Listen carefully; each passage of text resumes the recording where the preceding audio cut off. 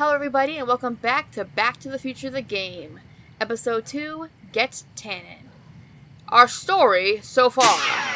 Back again in 1931, Marty and Doc must save the future by ensuring that gangster Kid Tannen is arrested and put behind bars. Officer Parker would be the man for the job, but he's allowed himself to become corrupted by Tannen and booze. Meanwhile, Kid Small, love that word, Trixie has the evidence that could send her boyfriend up the river, but she won't release anything until she speaks with the missing Arthur McFly. Out in the park, young Emmett's latest experiment has gone off the rails, landing Einstein on top of the courthouse. The date? August 25th, 1931, 9:40 p.m. There's actually more going on than all that text could tell us, because last time we left off, Arthur McFly was seen on a bus re-entering Hill Valley, so thankfully, we won't have to search all of the United States for him. Thank God. And there's Einstein, still up on that roof like a good boy. I'm surprised he's that close to the corner. Oh, I forgot you were here. Edna.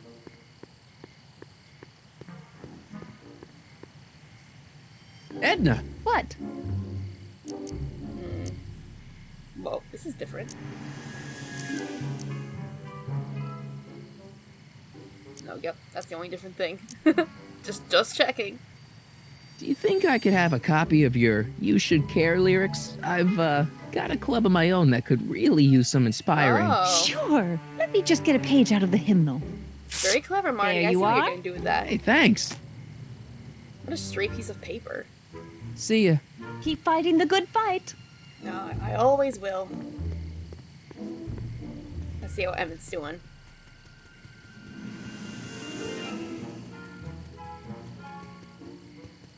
There's an invisible wall there.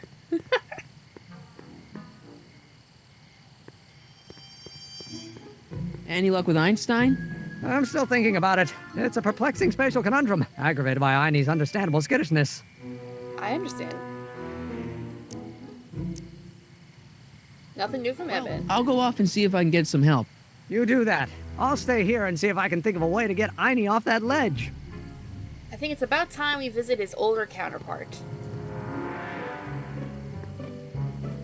Could Arthur be in there? I don't know. It's way too dark and crowded for me to tell. I'm surprised you could just get in without a ticket, Marty.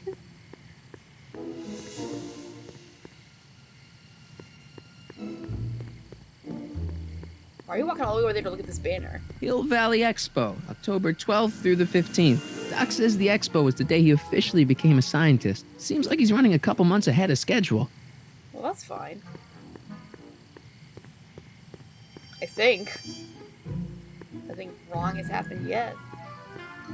Hopefully the timeline just won't change. Instead of it hasn't caught up yet.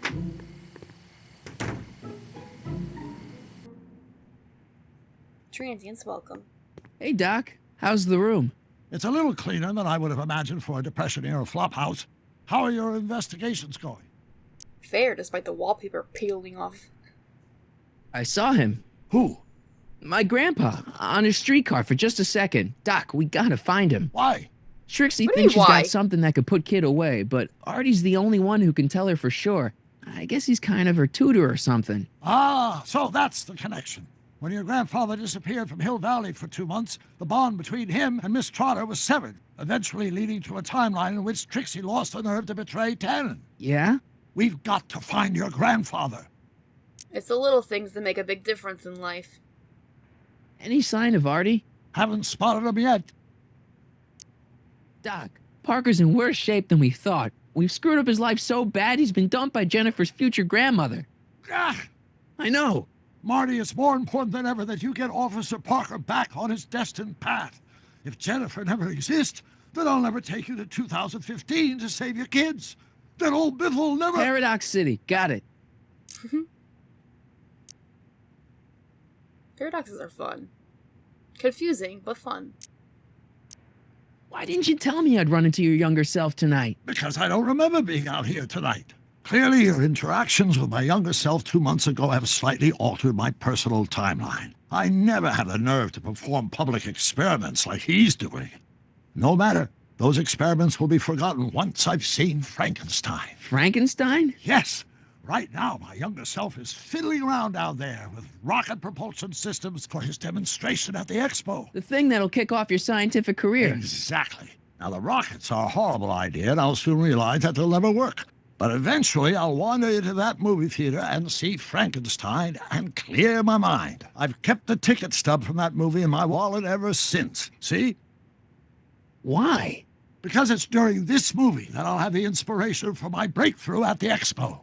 It doesn't have anything to do with reanimating the dead, does it? Not the way you're thinking, no. But during that famous scene when Colin and Clive turned the wheel that raised that shrouded figure into the tower, and that bolt of lightning struck, well, let's just say more than one brain was reanimated that night. I feel that same way about two different shows. Something Rotten is what convinced me to officially switch majors to being a technical theater major. And then Groundhog Day pushed me to pursue that even further.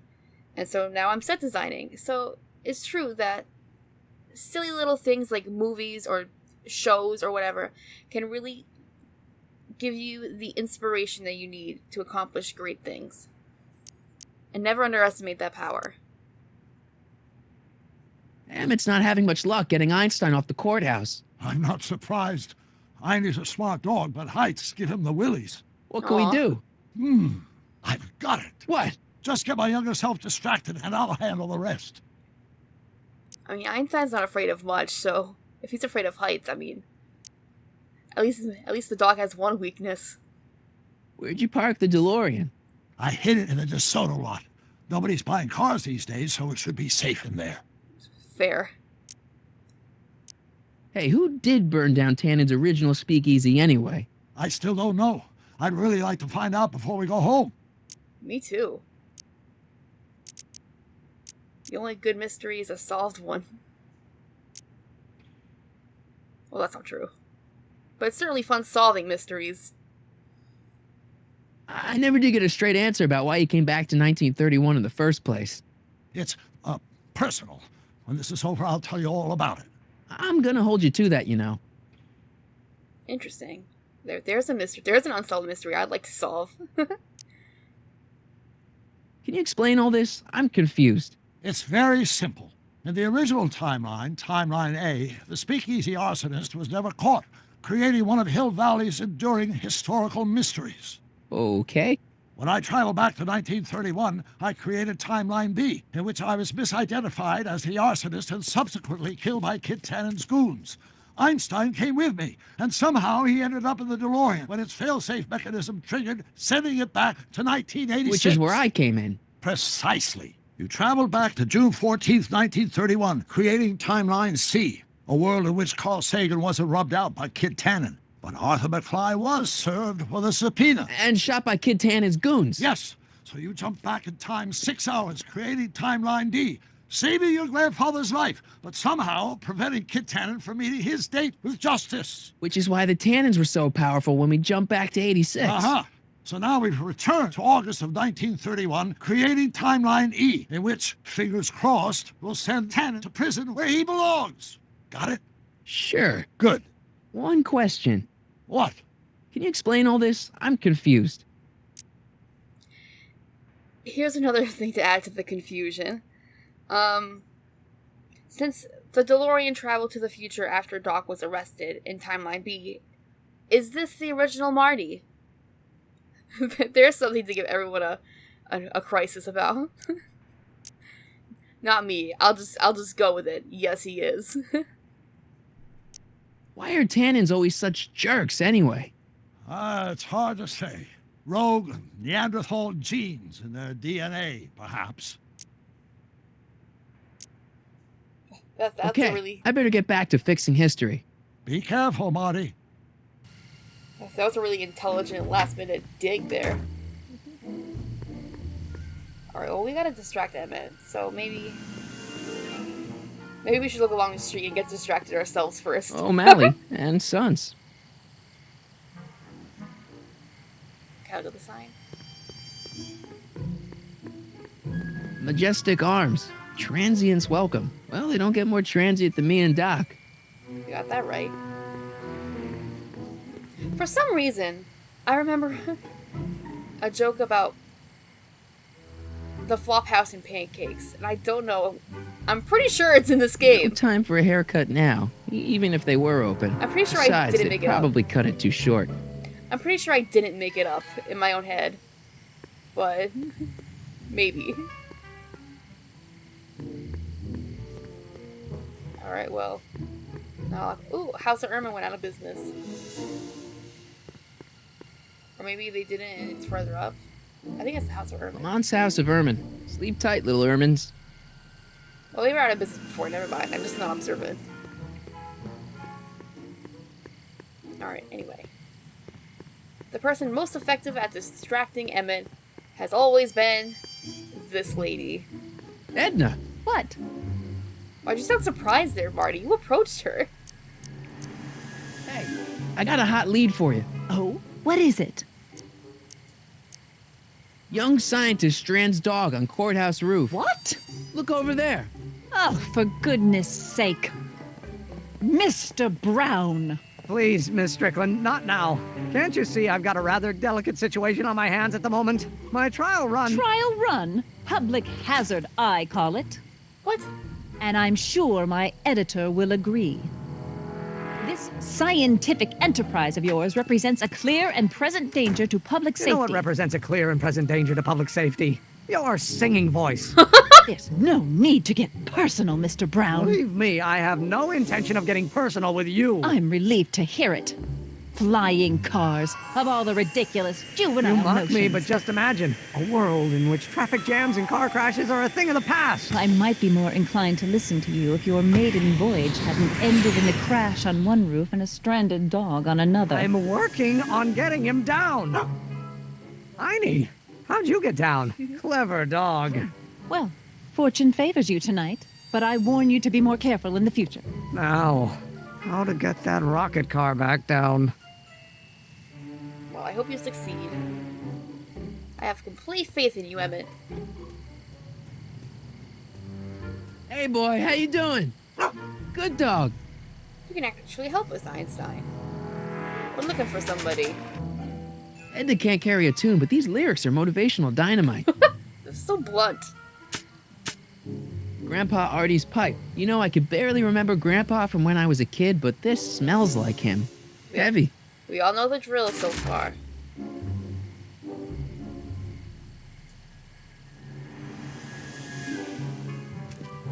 Hey, boy, take a whiff of this.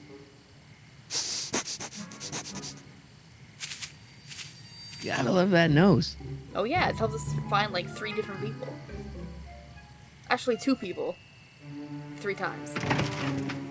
I've been laying low, officer, but I've got to go to the pictures once in a while. Hello, Arthur. Officer, I'll take it from here. But but We can talk at the Majestic, away from prying eyes. yeah, Einstein, you done good. Thanks for magically showing up, Doc. Your help is always appreciated. So, Emmett's gonna get his big idea while watching Frankenstein, huh? I guess that explains a lot about Doc. I guess. To be honest, it makes perfect sense to me.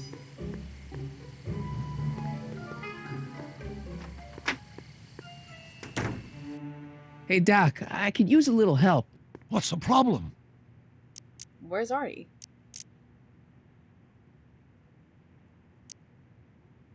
I guess. Did I click this one already? I think I did. Is Artie still here? He's in the bathroom.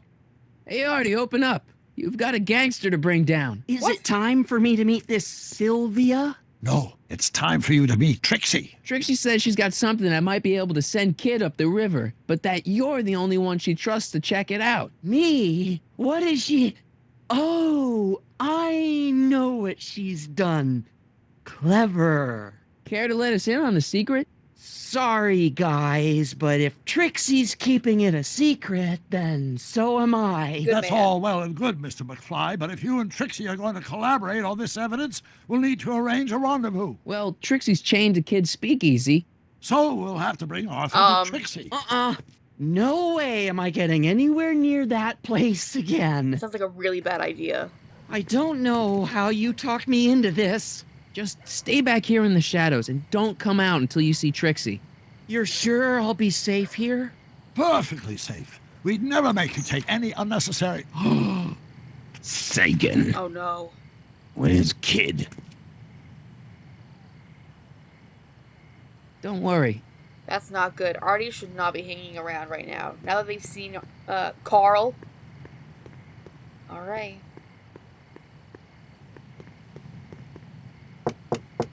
Welcome back, sir. I feel welcomed.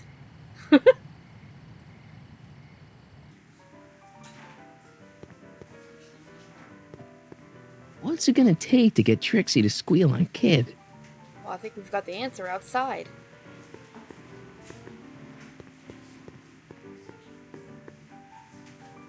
Trixie? Yeah?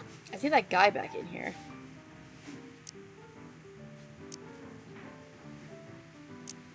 Hey, your songs seem to have a big effect on Officer Parker over there. I am humbled and gratified that my musical gifts have fallen upon such receptive ears.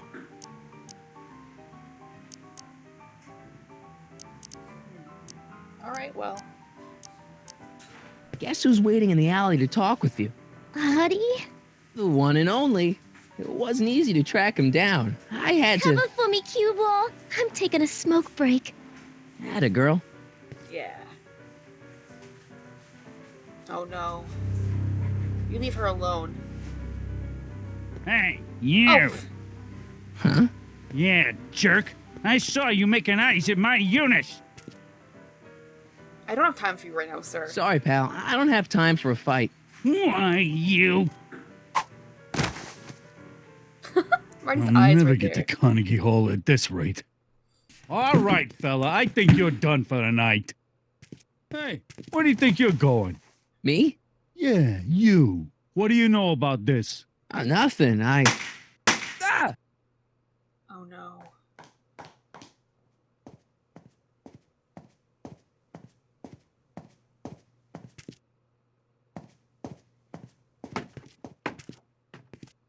What did you do?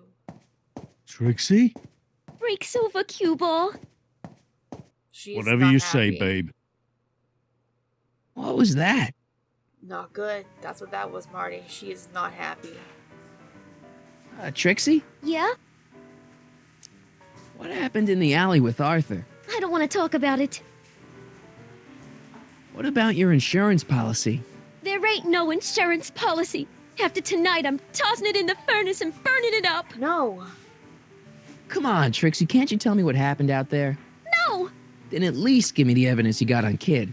No, I made a deal with myself. As soon as tonight's set is over, the evidence goes up in smoke. No.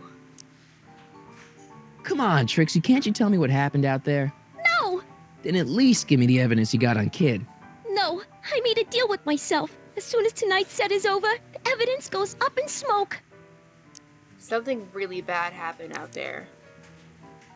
Break a leg out there. Thanks. Because Trixie is not a weak lady.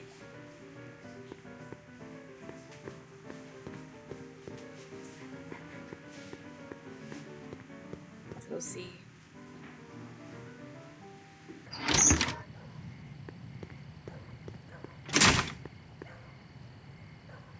Looks fine so far. Uh-oh. Artie? You missed a hell of a party, buddy. Kid! Well, what happened? Oh, you're gonna love this. So, I'm hanging out in the club when all of a sudden I get an urge to drain the lizard, right? I come out into the alley, and who do I see? None other than that scrawny, subpoena-answering rat, Artie McFly. And get this! The little worm's whispering away all conquistadorial like with my Trixie! Oh, no. Naturally, I pull out Kid Jr. and prepare to put a couple bullets in McFly's head. which causes Artie's nose to stop bleeding because he's a big wuss. And then, and then, What? Trixie literally gets down on the knees and begs me to let him live. Huh? Seriously, down on the knees, crying and begging for McFly's life. So, what did you do? What could I do? I fired 2 shots in the air and told Artie to take a hike. Huh, that was merciful. Hey, I got plenty of mercy. Besides, now Trixie owes me big time. And Kid Tannen always collects on his debts. Always. No. No. We gotta stop this. Huh, I guess that's Grandpa's nose blood. It's got a lot of blood up there, though. We gotta put an end to this.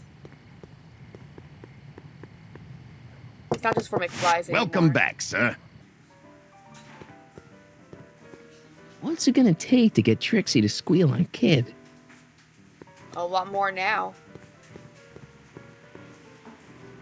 Trixie? Yeah? I talked to Kid. Oh? He told me about Artie. Oh. It was awesome of you to plead for his life. And it was awesome of Kid to spare it. So you see why I gotta get rid of all the dirt I got on Kid. As long as he's loyal to me, I gotta stay loyal to him. Honestly, what a tough situation to be in. Turn on him. No. About Artie McFly. What about him? Have you heard from him? Is he okay? Oh, yeah, he's okay. Are you sure? Believe me, if he wasn't okay, I'd be the first to know. That's true. Break a leg out there. Thanks. Alright, well. Not making progress in that anytime soon. Maybe we can get Officer Parker to Danny, You! change his tune. trust me, things will get better. Just keep listening to the music. Why? None of the words help anymore. Aw. Well, maybe we need different words. Hang in there, Danny. Oh, God. You keep saying that, Marty. It's not very, it's not as helpful and reassuring as you think it is.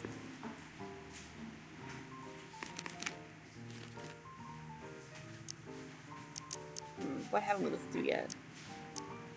Listen to those. We gotta listen to this.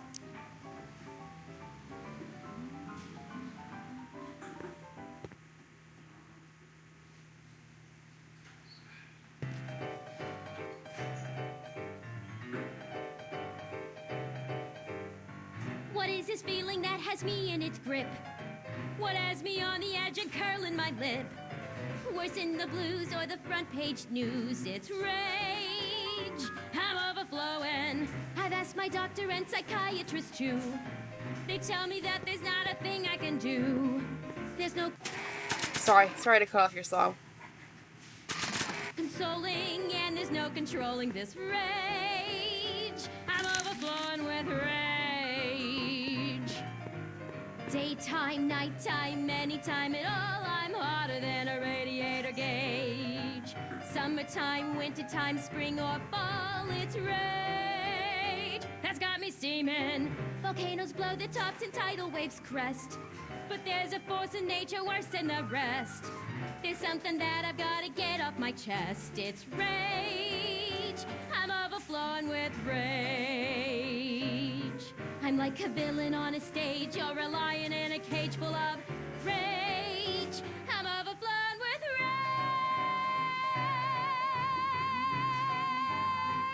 rage. Yay!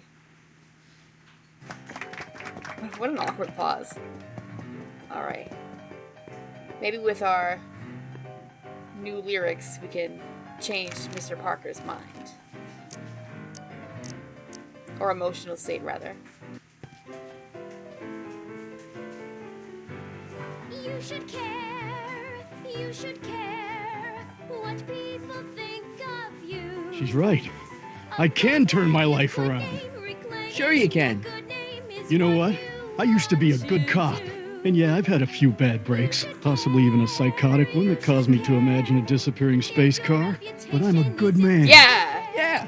And all I need to do to win Betty back is be the same good man I always was. And let the chips fall where they may.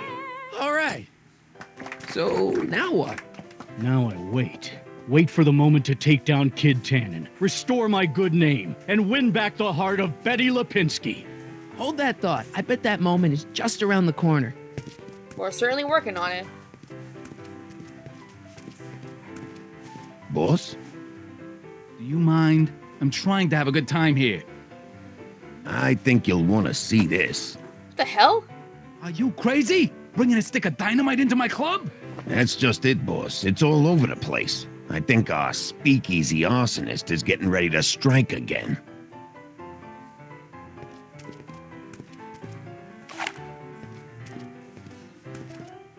Well, we certainly don't want them to strike while we're in here. That'd be an unfortunate end. Maybe since he used roulette now, we can use it. You in? I am in. There we go. I'm gonna play 7, 23, and 30.